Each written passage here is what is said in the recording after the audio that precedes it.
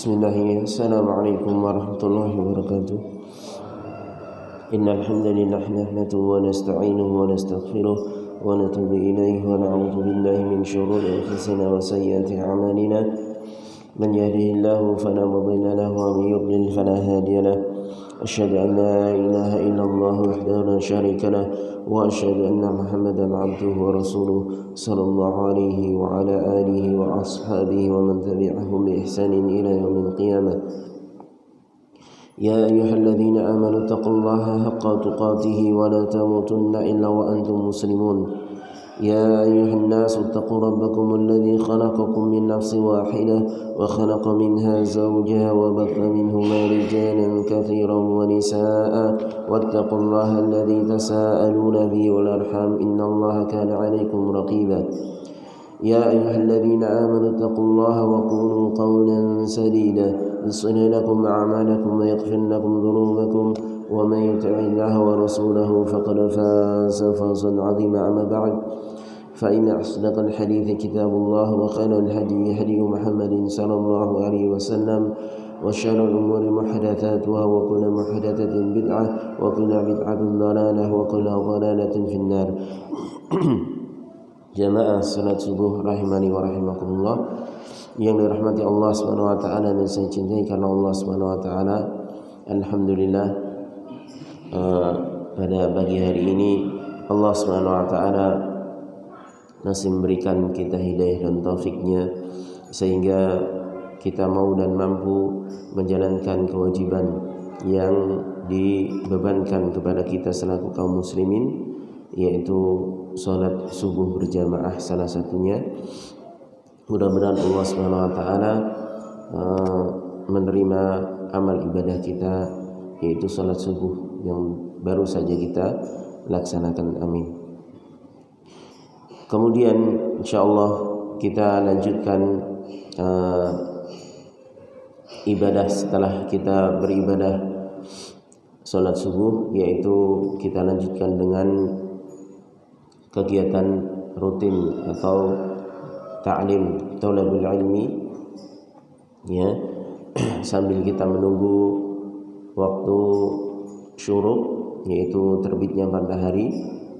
Dan insyaallah dengan kita menunggu waktu syuruk dari mulai subuh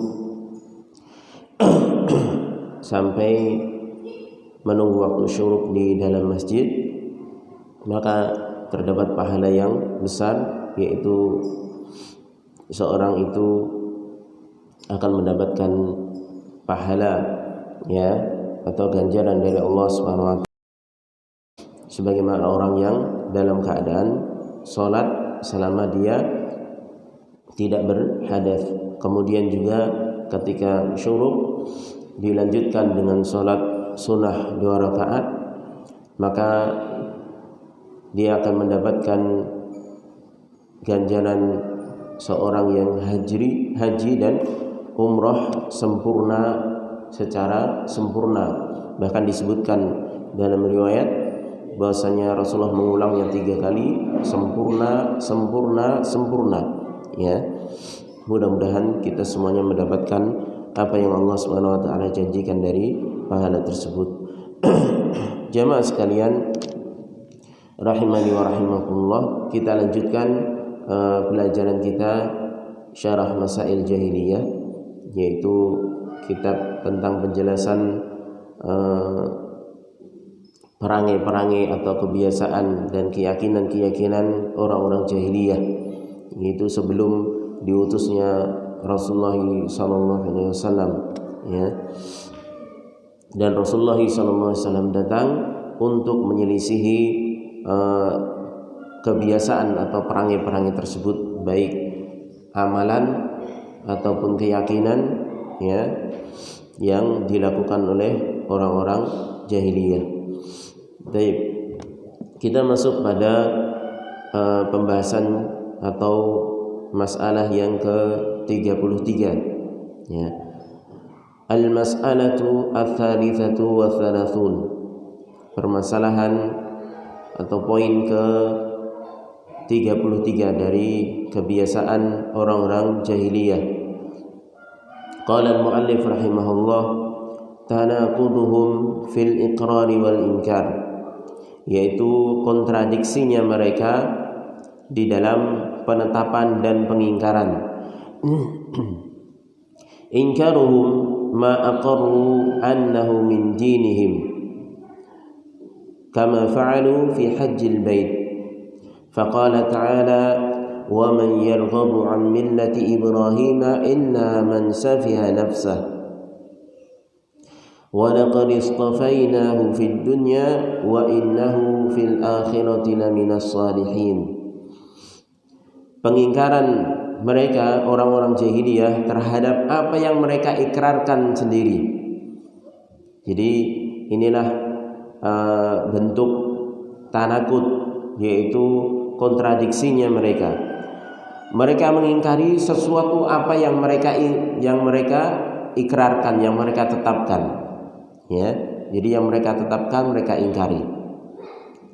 Nanti akan dijelaskan di sini contohnya. Annahu min dinihim, dan mereka meyakini bahwasanya bentuk pengingkaran terhadap apa yang mereka yakini itu bagian dari agama mereka yang harus mereka yakini, yang harus mereka jalankan, ya. Sebagaimana yang mereka lakukan dalam masalah haji ke Baitullah, ya. Di sini mengisyaratkan bahwasanya kita ketahui bahwasanya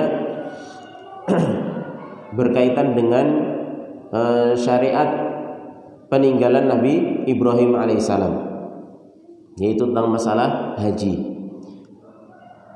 Haji ini setelah diutusnya Nabi kita Muhammad SAW, ya, ini masih diteruskan menjadi syariat Islam dengan penyempurnaan, ya, sesuai dengan syariat yang dibawa oleh Nabi kita Muhammad SAW. Artinya haji itu sejak Nabi Ibrahim sudah ada, ya, sejak Nabi Ibrahim alaihissalam sudah ada. Dan orang-orang Yahudi, ya, terutama orang-orang jahiliyah dari kalangan ahlul kitab, orang Yahudi ini, mereka mengaku bahwasanya mereka ini pengikutnya Nabi Ibrahim. Mereka mengikrarkan, menetapkan, ya, bahwasanya mereka adalah para pengikut Nabi Ibrahim. Tapi anehnya mereka mengingkari syariat haji, padahal syariat haji ini termasuk syariatnya Nabi Ibrahim alaihissalam, ya. Faqala ta'ala, maka Allah Subhanahu wa taala berfirman, wa man yarghabu an millati Ibrahim illa man safiha nafsah, dan barang siapa yang membenci syariat Nabi Ibrahim, agamanya Nabi Ibrahim, ya, tidaklah orang tersebut membenci syariat agamanya Nabi Ibrahim melainkan orang yang memperbodoh dirinya sendiri, ya. Ini berkaitan dengan orang-orang yang Yahudi yang mereka menganggap atau menisbatkan diri mereka adalah pengikut Nabi Ibrahim, tapi mereka membenci syariatnya, ya. Dan ini tanaqud namanya, kontradiksi antara pengakuan, ya, dengan kenyataannya. Al-Yahudu yadda'una annahum ala millati Ibrahim alaihi salatu wassalam. Orang-orang Yahudi mereka mengaku bahwasanya mereka di atas agamanya Nabi Ibrahim alaihi salatu wassalam. Walakinnahum lamma huwilatil ka'batu atau huwilatil qiblatu ila al-ka'bati allati banaha Ibrahim ankaru hadza ghayatul inkar. Mereka orang-orang Yahudi mengaku pengikut agama Nabi Ibrahim.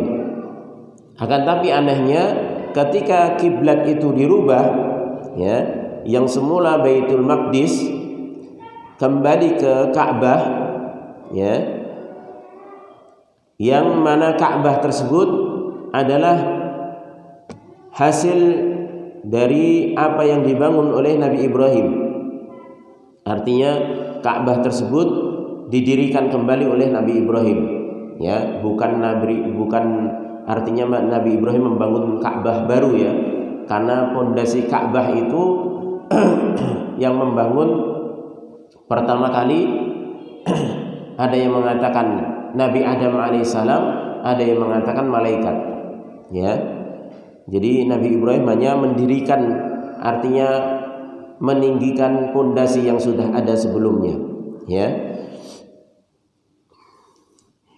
Dan mereka mengingkari ketika kiblat itu dirubah ya, dari Baitul Maqdis Palestina ya, ke Ka'bah ya, ke arah Mekah ya, yang mana Ka'bah tersebut adalah yang meninggikan kembali adalah Nabi Ibrahim alaihi salatu wassalam, maka orang-orang Yahudi mengingkarinya dengan sebenar-benar pengingkaran, wal iyadu billah ya.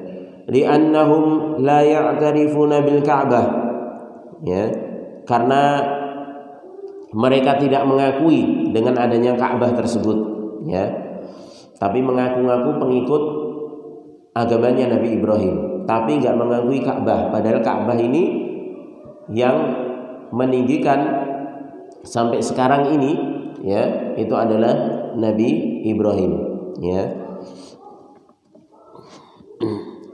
Wala bil haji, dan tidak pula mereka mengakui haji, alladzi huwa min dini Ibrahim, yang mana syariat haji itu termasuk agamanya Nabi Ibrahim, termasuk syariat Nabi Ibrahim. Wa yakfuruna bitawajjuh ilal qiblah, dan mereka mengingkari terhadap menghadap kiblat ke Ka'bah ya. Wa hum ya'lamuna anna hadzal haqq, padahal mereka mengetahui bahwasanya menghadap kiblat itu adalah suatu yang hak, suatu yang benar ya.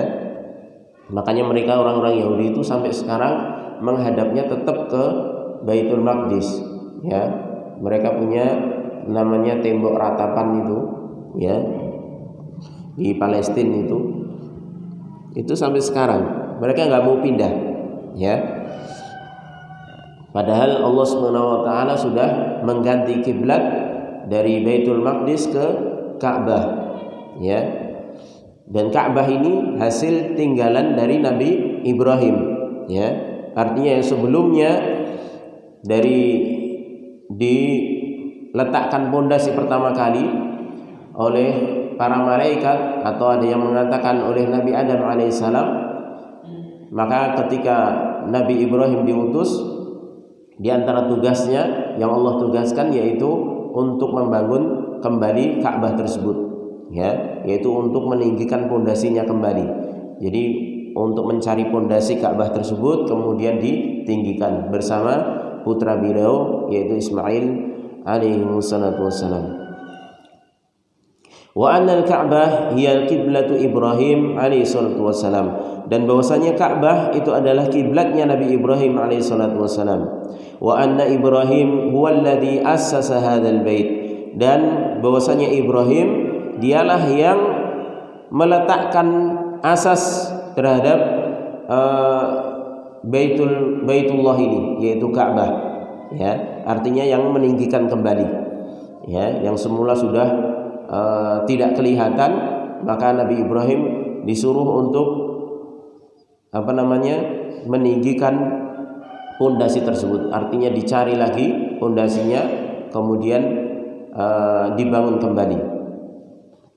Wa banahu bi amrillahi azza wa jalla, dan Nabi Ibrahim membangunnya kembali dengan perintah Allah Subhanahu wa taala, kama qala ta'ala wa idh bawwa'na li Ibrahima makanal bait ya. Dan ingatlah ketika kami meletakkan Nabi Ibrahim di tempat al-bait yaitu Makkah ya. Wa qala ta'ala, dan juga firman Allah Subhanahu wa taala, wa idh yarfa'u Ibrahimul qawa'ida minal baiti wa Ismail, dan ingatlah ketika Ibrahim itu meninggikan pondasi-pondasi dari Baitullah Ka'bah ya, dan juga Ismail, artinya bersama dengan anaknya Ismail Ya, dari ayat ini menunjukkan bahwasanya Nabi Ibrahim hanya meninggikan dari pondasi yang sudah ada. Ya, dalam kalimat wa idh yarfa'u Ibrahimul qawa'id, artinya pondasinya sudah ada. Ibrahim cuma meninggikan saja dengan anaknya Ismail alaihi salatu wassalam. Dalam surah Al-Baqarah ayat 127. Fasaratil Ka'batu min bina'i Ibrahim bi amrillah, maka jadilah Ka'bah itu bangunan yang dibangun oleh Nabi Ibrahim sesuai dengan perintah Allah Subhanahu wa taala. Wa hiya qiblatuhu wa hum yunkiruna hadza, dan itu adalah menjadi sejak saat itu menjadi kiblatnya Nabi Ibrahim dan mereka mengingkarinya. Orang-orang Yahudi mengingkari hal ini, ya. Padahal ngakunya pengikut Nabi Ibrahim. Wa kadzalikal hajj, demikian juga haji, min millati Ibrahim alaihi salatu wassalam, ini termasuk agamanya Nabi Ibrahim, termasuk ajaran Nabi Ibrahim alaihi salatu wassalam. Wa hum yunkirunahu, akan tapi mereka mengingkarinya. Ma'annahum yad'una annahum ala millati Ibrahim wa ala dini Ibrahim. Ya, padahal mereka mengaku bahwasanya mereka ini berada di atas agamanya Nabi Ibrahim, ya, di atas ajarannya Nabi Ibrahim, ya, ngakunya. Tapi ketika disuruh ke arah kiblat yang ditetapkan, yaitu ke Ka'bah, yang mana Ka'bah itu hasil bangunan dari Nabi Ibrahim, dan juga disuruh haji untuk ke Makkah, maka mereka tidak mau, ya, mereka mengingkarinya dengan pengingkaran yang sangat jelas, ya. Tuqlanu hamlihim bughdu Muhammadin sallallahu alaihi wasallam ala an ankaru hadza kullahu. Kenapa mereka mengingkarinya? Mereka mengaku berada di atas agamanya Nabi Ibrahim, mengaku berada di atas ajarannya Nabi Ibrahim, tapi mereka tidak mau haji, tidak mau ke arah kiblat yang sekarang ini, yaitu Ka'bah, dikarenakan kebencian mereka terhadap Nabi Muhammad SAW, ya. Akhirnya mereka mengingkari ajaran Nabi Ibrahim yang masih diajarkan oleh Nabi kita Muhammad SAW, artinya disempurnakan oleh Nabi kita alaihissalam, ya. Haji disempurnakan, ya.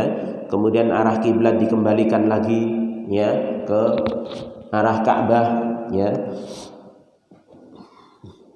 Maka orang-orang Yahudi mengingkari tersebut dikarenakan ajaran-ajaran tersebut walaupun berasal dari Nabi Ibrahim alaihissalam, tapi yang meneruskan adalah Nabi terakhir, yaitu Nabi Muhammad SAW. Dan orang Yahudi benci sekali dengan Nabi kita Muhammad SAW. Mereka iri karena Nabi yang ditunggu, Nabi terakhir, adalah dari kalangan orang Arab, ya, bukan dari kalangan Bani Israel, ya.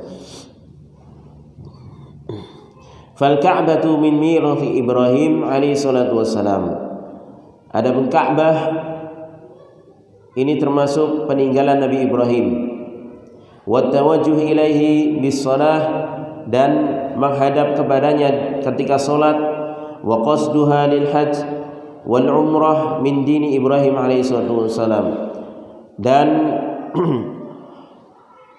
berhaji menuju, ya, ke Baitullah, ya, dengan datang ke Ka'bah atau kota Mekah, ya, dalam rangka haji, ya, dan umrah, karena di sana ada syariat tawaf, ya, mengelilingi Ka'bah.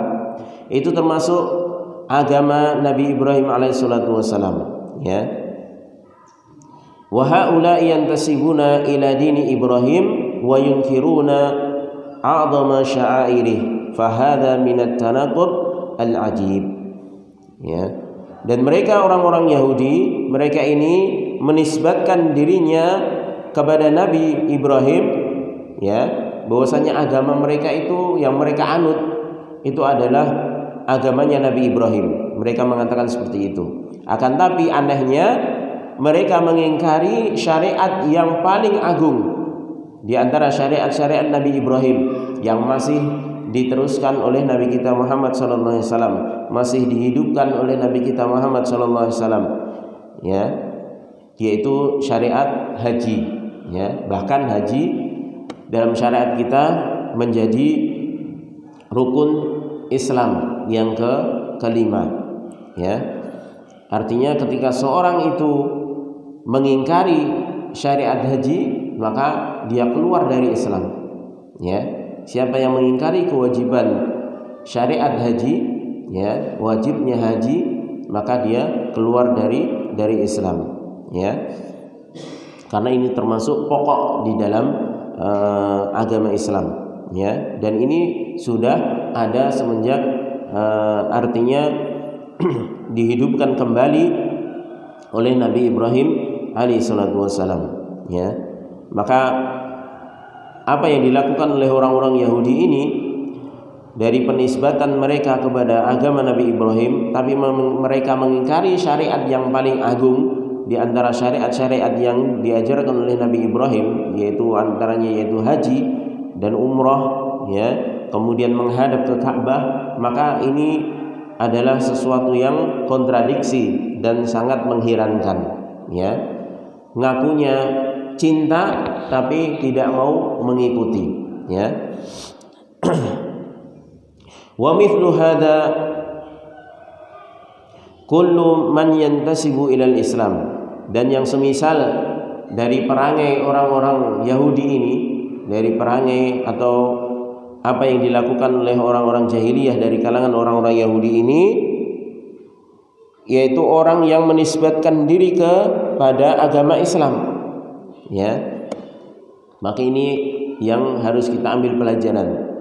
Wa yarfadu ba'd ahkamihi, akan tapi mereka atau orang yang mengaku menisbatkan diri sebagai seorang muslim, mereka yaitu apa? Menolak sebagian hukum-hukum Islam.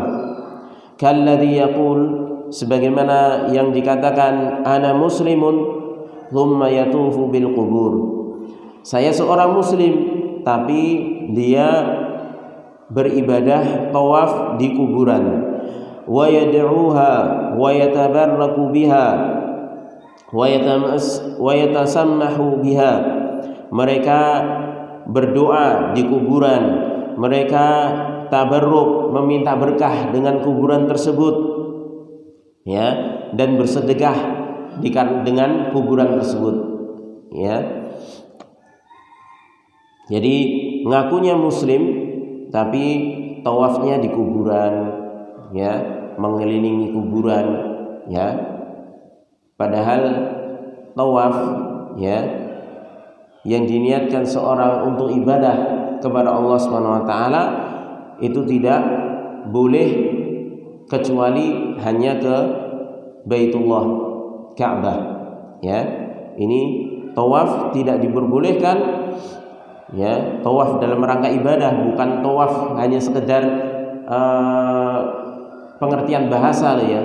Ya, karena sekarang ini ada ngeles orang ketika dinasihati jangan tawaf di kuburan.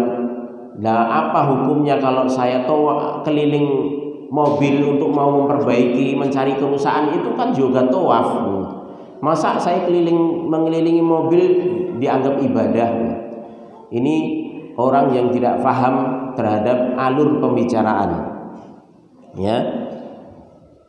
Karena ketika seorang membahas tentang larangan tawaf selain di Ka'bah, ini berarti sedang bertujuan untuk membahas sisi tawaf istilahi, yaitu tawaf yang dimaknakan ibadah, bukan tawaf dalam artian bahasa saja, ya. Kalau hanya tawaf dalam artian bahasa, tawaf itu kan mengelilingi, ya. Orang mobilnya rusak kemudian dikelilingi mencari apa yang rusak dari kendaraannya tersebut, itu secara bahasa juga tawaf, tapi bukan itu yang dimaksud, ya. Tapi yang dimaksud di sini adalah ketika seorang tawaf di kuburan. Kalau tawaf di kuburan maksudnya apa? Ya, kalau tidak ibadah, ya. Mau mencari apa? Lah kalau mengelilingi kendaraan yang rusak, ya jelas dia ingin mencari kerusakan dari kendaraan tersebut, dari satu sisi ke sisi lain dicari. Ya. Tapi kalau kuburan, ya, jelas biasanya orang yang niat, artinya orang yang sengaja mengelilingi kuburan, apalagi dengan membawa Al-Quran atau dengan mengucapkan kalimat-kalimat tertentu, sholawatlah atau zikir-zikir tertentu dengan mengelilingi kuburan, ya, itu jelas ada indikasi di situ dia sedang melaksanakan ibadah, ya, sedang melaksanakan ibadah, ya. Padahal tawaf, ya, sebagaimana yang dilakukan di Ka'bah atau mengelilingi Ka'bah itu tidak disyariatkan kecuali ya di Ka'bah tersebut, ya. Tidak boleh pada selainnya ketika melakukan tawaf untuk beribadah, ya. Tapi ketika seorang mengaku muslim akan tapi dia tawaf di kuburan, meminta atau berdoa di kuburan, ya, yang seharusnya mendoakan, bukan berdoa meminta kepada kuburan, kepada penghuni kubur, tapi harusnya dia berdoa, ya, atau mendoakan, ya, penghuni kubur tersebut, ya, karena penghuni kubur tersebut butuh kepada doa orang yang masih hidup, ya. Mereka sedang menghadapi satu fase yang berat, ya, karena semua orang, ya, di alam kubur itu sudah mulai mempertanggungjawabkan apa yang dia lakukan di dunia, ya. Oleh karenanya ada yang orang yang di dalam kubur itu berhak mendapatkan siksaan, ya. Maka di antara orang yang berhak mendapatkan siksaan tersebut, otomatis mereka butuh terhadap doa orang yang masih hidup, karena doa orang yang masih hidup untuk mengampuni orang yang ada di kuburan tersebut, maka itu bermanfaat, ya, sehingga bisa meringankan siksaannya ataupun menghilangkan siksaan yang dia alami di alam kubur, ya. Jadi yang disyariatkan bukan tawaf mengelilingi kubur, ya, bukan meminta kepada penghuni kubur, tapi mendoakan kepada penghuni kubur. Jadi penghuni kubur itu didoakan, Allahumma ighfir lahu warhamhu wa'afihi wa'fu anhu, dan seterusnya. Kemudian ketika memasuki area kuburan maka harus mengucapkan salam, assalamualaikum ya ahlad diyar, ya. Jadi didoakan keselamatan, ya, didoakan keselamatan bagi penghuni kubur, ya. Bukan malah meminta, ya, sulit rezeki datang ke kuburan minta rezeki, ya. Anaknya mau nikah datang ke kuburan minta doa restu. Nah, orang tuanya sudah meninggal, ya. Bagaimana dia bisa memberikan doa restu? Justru anaknya yang harus mendoakan, ya, agar supaya kedua orang tuanya mendapatkan ampunan dan ditinggikan derajatnya oleh Allah Subhanahu wa taala. Kemudian juga bertabaruk, ya, tabaruk, ya, mencari berkah. Kuburan bukan tempatnya untuk mencari berkah, ya. Karena kuburan ini tidak diperintahkan kita untuk kita mencari berkah dari kuburan, ya. Kita mencari berkah dari hal-hal yang sudah ditetapkan oleh Allah Subhanahu wa taala maupun Rasulnya sallallahu alaihi wasallam, yang itu memang ada berkahnya, maka kita mencari berkah dari situ, ya, seperti air hujan, Allah Subhanahu wa taala sendiri sudah mengatakan bahwasanya air hujan itu air yang diberkahi. Maka kita mencari berkah dari air hujan tidak ada masalah, boleh. Ya. Air Zam-Zam juga seperti itu. Ya. Air Zam-Zam salah satu air yang diberkahi oleh Allah Subhanahu wa taala. Bahkan Rasulullah SAW bersabda, ma'u Zamzam lima syuriba lahu. Air Zam-Zam itu sesuai atau bisa digunakan sesuai dengan niat orang yang meminumnya. Ya. Oleh karenanya banyak dahulu para ulama salaf itu bertabaruk, ya, mencari berkah dengan wasilah perantara air Zam-Zam. Mereka ingin kuat hafalannya, ya, minum air Zam-Zam, sebagian diusapkan ke kepalanya, ya, ingin disembuhkan dari penyakit, ya, air Zam-Zam diminum dengan niat ingin menyembuhkan penyakitnya. Kemudian sebagian juga diusapkan di tempat yang sakit. Ini dibolehkan karena ini sudah ada nasnya.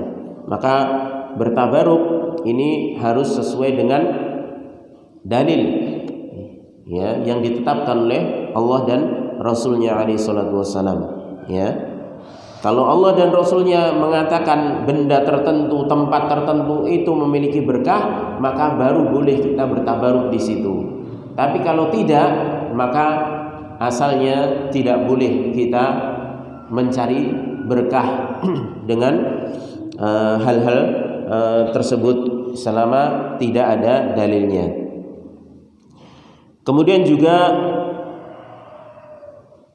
yatasammahu biha, yaitu memberikan sedekah terhadap kuburan. Ya, ini banyak terjadi, ya. Mau berdoa di kuburan bayar, ya, bahkan sampai mengeluarkan uang yang tidak sedikit, ya, untuk membiayai kuburan tersebut, mungkin agar semakin megah, ya, atau bersedekah dengan sembelihan di kuburan tersebut, ya. Maka ini tidak diperbolehkan, ya, karena ini bukan ajaran Islam, ya. Oleh karena itu jangan sampai seorang itu mengaku muslim tapi masih melakukan hal-hal yang tidak diajarkan oleh agama Islam itu sendiri. Fa idza qila lahu hadza syirkun, apabila dikatakan kepadanya ini adalah kesyirikan, ya, tawaf di kuburan, minta di kuburan, kemudian mencari berkah di kuburan, ya, dan bersedekah dengan tujuan untuk kuburan tersebut, ini merupakan syirik. Kalau diingatkan, fa innahu la yatahawwalu anhu bal yastamirru alaihi wa yubghidu man naha anhu, ya, maka ketika diingatkan bahwasanya ini adalah kesyirikan, dia tidak akan berhenti darinya, bahkan terus melakukannya, bahkan membenci orang yang melarangnya. Dan ini kenyataan, ya. Kalau dikatakan ziarah kubur dengan cara meminta-minta, nanti ke sana mengusap-usap kuburan, ya, atau memberikan sesajen di tempat-tempat tertentu, ya, ini merupakan syirik, ya. Nanti justru mereka semakin membenci orang yang melarang tersebut, padahal orang yang melarang tersebut, yang mengingatkan, yang menasihati tersebut adalah bentuk rasa cintanya kepada saudaranya, ya, karena dia ingin saudaranya tersebut sama-sama nantinya selamat di akhirat dan sama-sama bisa masuk surga, ya, bukan justru malah sebagaimana tuduhan orang-orang sekarang, ya, ketika mengingatkan sebagian kaum muslimin yang masih pasang sesajen, diingatkan ini perbuatan syirik, ya, nanti malah dituduh berarti kamu memusyrik-musyrikkan semua kaum muslimin Indonesia, ya, berarti kamu mengatakan semuanya masuk neraka, kamu sendiri yang masuk surga. Ini keliru. Malah justru kita ingin menyelamatkan mereka karena kita sudah mengetahui hukumnya. Kita ingin bersama-sama masuk surga. Kalau kita ingin mengapling surga itu sendiri, kita akan cuek.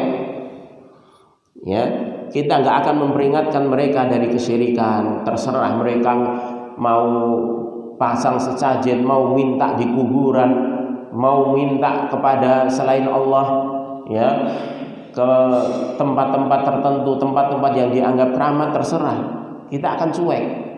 Tapi karena kita cinta dan kita ingin bersama-sama masuk surga, maka kita ingatkan. Karena Allah Subhanahu wa taala sudah menyatakan innallaha la yaghfiru an yushraka bihi wa yaghfiru ma duna dzalika liman yasha.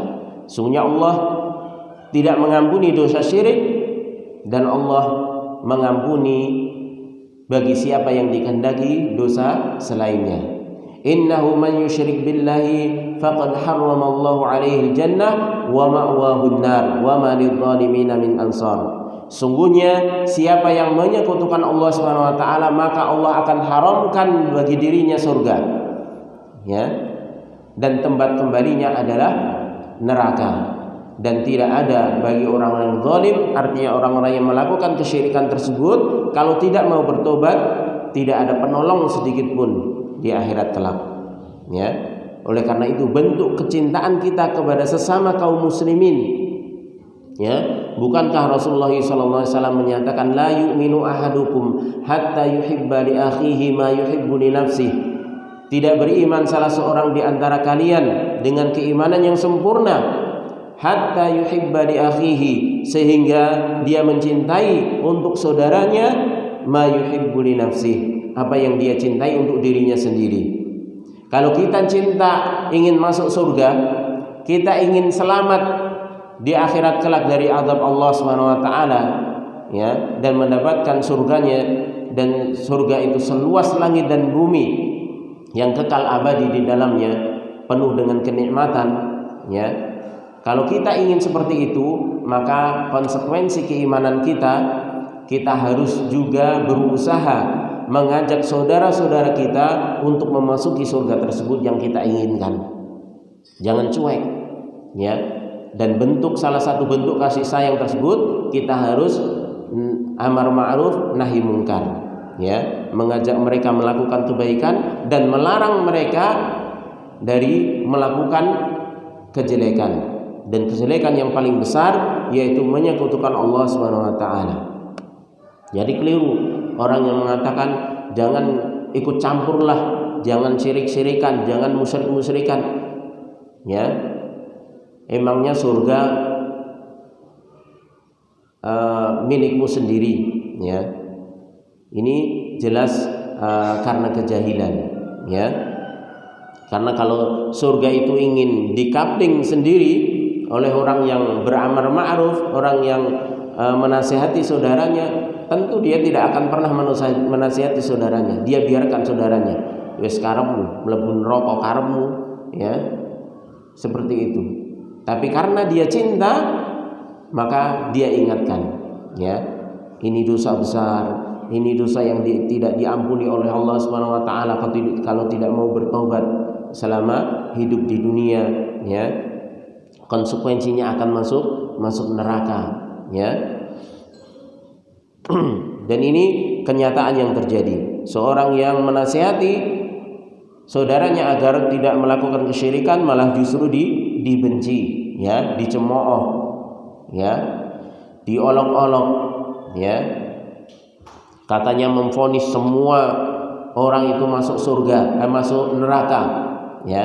Padahal ketika seorang itu menasihati atau menentukan amalan ini, ya, itu adalah amalan kesyirikan, tidak serta-merta mengharuskan orang yang melakukan itu langsung dikatakan musyrik. Tidak serta-merta orang yang melakukan hal tersebut langsung masuk neraka, tidak. Ya. Karena bukan tugas kita untuk menentukan orang itu surga atau neraka, tapi tugas kita adalah memberitahukan, ya, kepada mereka di atas ilmu bahwasanya perbuatan tersebut keliru, perbuatan tersebut termasuk syirik, perbuatan tersebut termasuk maksiat dan lain sebagainya. Ya. Adapun vonis ya untuk pelaku, maka ini bukan tugas kita, ya. Kita hanya memvonis dari sisi perbuatan, ya. Dari sisi perbuatan, ya. Oleh karenanya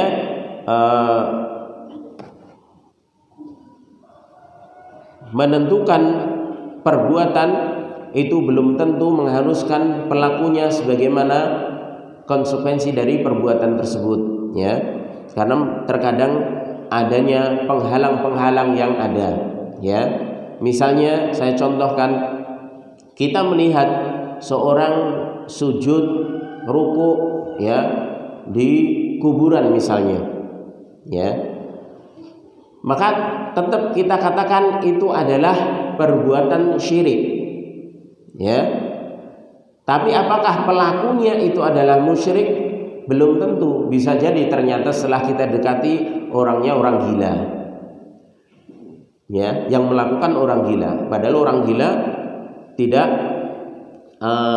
terbebani syariat, ya.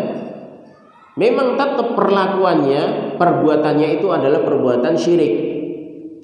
Tapi karena ini orang gila, ya sudah, dia tidak bisa dikatakan musyrik, ya.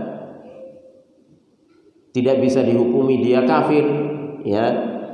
Yang namanya orang gila, ya. Orang gila sudah diangkat pena, artinya Allah Subhanahu wa taala sudah membebaskan dari syariat, ya, sampai dia sadar kembali, ya. Ini satu contoh. Perbuatannya tetap dikatakan syirik, perbuatan sujud, ruku, ya, ke kuburan ataupun minta-minta itu dihukumi perbuatan syirik, ya. Baik. Ya, sebagaimana dahulu di zaman sahabat, ya, ketika sahabat baru masuk Islam, ya, mereka melewati sebuah pohon Dzatu Anwat, ya, yang kebiasaan orang-orang musyrik itu menggantungkan senjata-senjata mereka untuk mencari berkah di pohon tersebut, sehingga mereka berkeyakinan kalau senjata habis digantungkan di situ, ya mungkin kalau sekarang dikasih sajen lah, senjatanya dimandikan, dijamas, ya, setiap satu suro, ya. Nanti kalau perang menang, ya, auranya bisa keluar istilahnya, ya. Maka para sahabat pun meminta kepada Rasulullah SAW, ya, untuk membikinkan hal yang sama sebagaimana yang dilakukan oleh orang-orang musyrik, yaitu untuk menggantungkan senjata dalam rangka cari berkah. Tapi Rasulullah SAW justru mengingatkan bahwasanya kalian ini akan mengikuti agama atau perbuatan orang-orang sebelum kalian, ya, karena itu merupakan kesyirikan. Dan Rasulullah SAW tidak memvonis para sahabatnya keluar dari Islam kemudian semua kalian yang minta ini ulangi syahadat kalian, ya. Rasulullah SAW tahu sahabat baru masuk Islam, ya, wajar, ya, kalau melakukan hal tersebut, ya, karena tidak tahu, jahil, ya. Maka ini salah satu faktor penghalang seorang itu divonis musyrik, artinya keluar dari Islam, walaupun yang dilakukan adalah sebuah kesyirikan, ya. Sebagaimana dulu para sahabat juga sering mengatakan Masya Allah wa syi'ta, Masya Allah wa sya'a Muhammad, ya, apa yang dikehendaki Allah dan dikehendaki Muhammad, apa yang dikehendaki Allah dan apa yang engkau kehendaki. Ini kesyirikan juga, ya. Tapi Rasulullah nggak memvonis para sahabatnya sebagai seorang musyrik. Tetap dikatakan itu kesyirikan, ya. Tetap dikatakan itu kesyirikan. Jadi ketika ada seorang menasihati ini perbuatan syirik, pasang sajin ini syirik, kemudian minta ke kuburan, minta rizki ke kuburan, tawaf di kuburan, ini syirik, ya. Bukan berarti kemudian gebiah-uyah semua yang melakukan tersebut dikatakan musyrik, enggak, ya. Tapi kita hanya memvonis perbuatannya, ya. Karena kita tahu yang melakukan tersebut kebanyakan orang-orang yang masih bodoh, ya, hanya ikut-ikutan, ya, ikut-ikut kiainya, ikut-ikut istilahnya orang yang dianggap orang yang soleh, yang mengarahkan ke sana, ya. Artinya kebanyakan dari mereka masih jahil terhadap masalah ini, ya. Oleh karena itu hendaknya seorang itu ketika menasabkan dirinya, menisbatkan dirinya kepada Islam dan dia mengaku seorang muslim, maka jangan sampai pengakuannya dengan amalannya itu bertentangan, karena ini diantara ciri dari orang-orang jahiliyah, ya, dari kalangan orang-orang Yahudi. Dan ketika dinasihati, maka hendaknya dia mendengarkan dan menerima nasihat tersebut, ya. Ya, kalaupun dia belum bisa melakukan sesuai dengan apa yang dinasihatkan, janganlah dia justru meremehkan, merendahkan, ya, orang yang menasihat tersebut, bahkan sampai menggelari dengan gelaran-gelaran yang tidak baik, ya. Karena semuanya itu akan dipertanggungjawabkan nanti di hadapan Allah Subhanahu wa taala, dan bisa jadi gelaran-gelaran yang enggak baik, ya, itu termasuk kezaliman kepada saudaranya, sehingga nanti justru dia akan menjadi orang yang bangkrut di akhirat kelak. Waliyadzubillah. Wa hadza min tanaqudi fil intisab, ya. Jadi kalau seorang muslim mengaku dia beragama Islam, ya, dia menyandang predikat muslim tapi masih melakukan perbuatan-perbuatan yang bertentangan dengan ajaran Islam, maka ini termasuk kontradiksi di dalam penisbatan, ya. Yantasibu ilal Islam wa yukhalifuhu fi a'dhami sya'airih wa huwa tauhid. Dia mengaku beragama Islam, ya, menisbatkan dirinya kepada Islam, akan tapi menyelisihi syariat yang paling agung di antara syariat-syariat yang ada, yaitu apa? Tauhid, ya, yaitu mentauhidkan Allah Subhanahu wa taala. Padahal makna Islam itu adalah al-istislamu lahu bitauhid, ya, wal inqiyadu lahu bitta'ah wal bara'atu minasyirki wa ahli. Islam itu sendiri, kalau kita sudah menisbatkan diri kepada Islam, maka pahami makna Islam secara dasar terlebih dahulu, ya, sehingga seorang itu nanti akan faham dengan apa yang dia ucapkan, ya, dengan apa yang dia nisbatkan dirinya kepada Islam. Ya, jangan sampai pokoknya Islam, ya, kan dhisik Islam, ya, tapi pahami maknanya. Apa makna Islam? Al-istislamu lillahi bitauhid, yaitu berserah diri kepada Allah Subhanahu wa taala dengan cara mentauhidkan Allah Subhanahu wa taala, mengesahkan Allah Subhanahu wa taala di dalam beribadah. Artinya konsekuensinya kalau orang Islam itu tidak boleh beribadah kepada selain Allah Subhanahu wa taala. Ibadah hanya untuk Allah, berserah diri hanya kepada Allah Subhanahu wa taala dengan mentauhidkan Allah Subhanahu wa taala, ya. Wal inqiyadu lahu bitta'ah, tunduk patuh dengan cara mentaati Allah Subhanahu wa taala. Apa yang dikatakan Allah Subhanahu wa taala yang diperintahkan oleh Allah Subhanahu wa taala dilaksanakan. Ya. Apa yang dilarang ditinggalkan.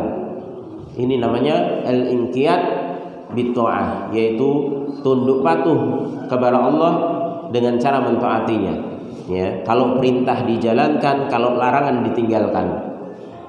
Ya. Wal bara'atu minasyirki wa ahli.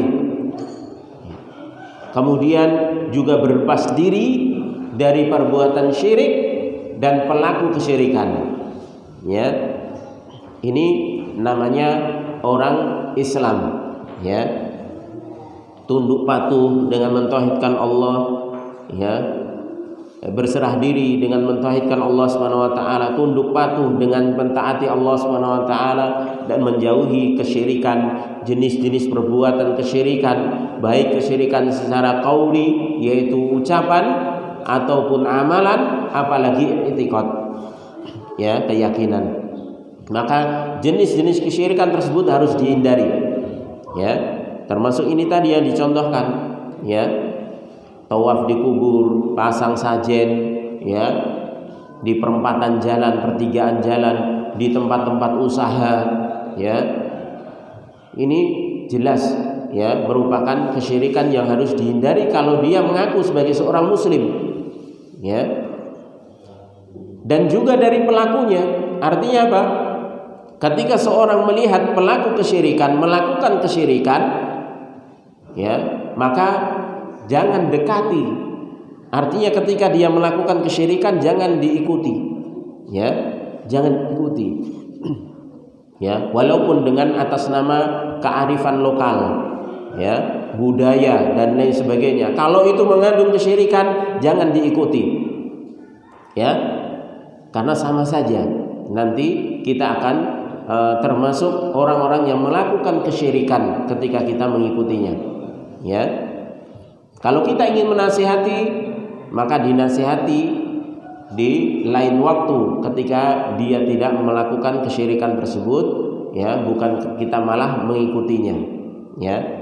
Tapi bukan berarti kita kemudian wah ini kesyirikan bubar ke wae, wah ini kesyirikan wis di apa rusak wae istilahnya, yes.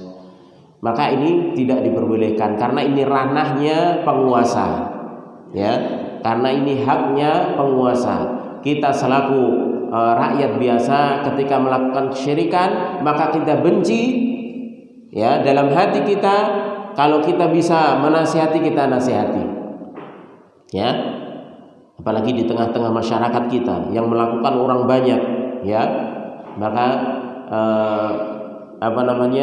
kita hanya bisa menasihati, ya. Adapun membubarkan acara, kemudian merusak sesajen, kemudian mengobrak-abrik tempat-tempat kesyirikan, maka ini ranahnya penguasa setempat, ya.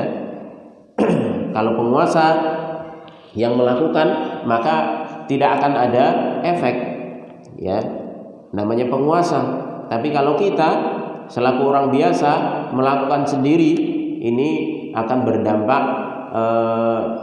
dan menjadi fitnah, ya, dan madaratnya akan lebih besar, ya. Maka ini tidak diperbolehkan, ya. Kita selaku masyarakat biasa hanya kewajiban kita untuk menasihatinya dengan baik, ya. Ketika ada acara kita nggak usah ikut, ya. Ketika satu saat ada momen pas kita nasihati, ya. Oleh karenanya kita terus menasihati kepada kaum muslimin untuk menjauhi hal-hal yang itu bisa menjerumuskan kaum muslimin kepada dosa yang paling besar, yaitu menyekutukan Allah Subhanahu wa taala, ya. Karena sekarang ini semakin banyak, ya, hal-hal yang dilakukan kaum muslimin yang itu merupakan menyekutukan Allah Subhanahu wa taala di dalam beribadah, ya.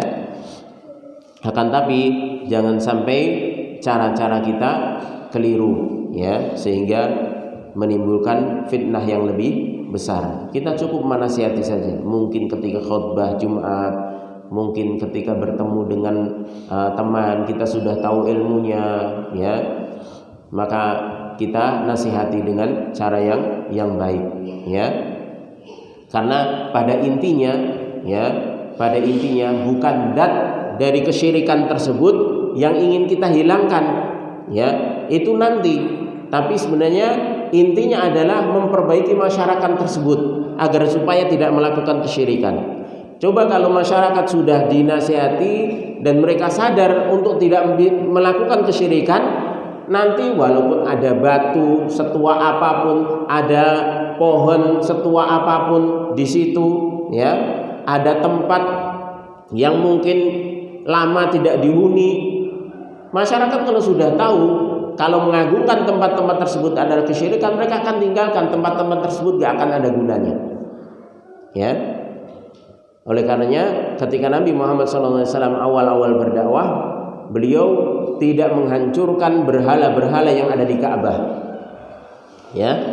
Beliau tidak menghancurkan berhala-berhala yang ada di Ka'bah. Beliau tetap sholat di Ka'bah walaupun di situ ada berhalanya, tetap sholat di situ.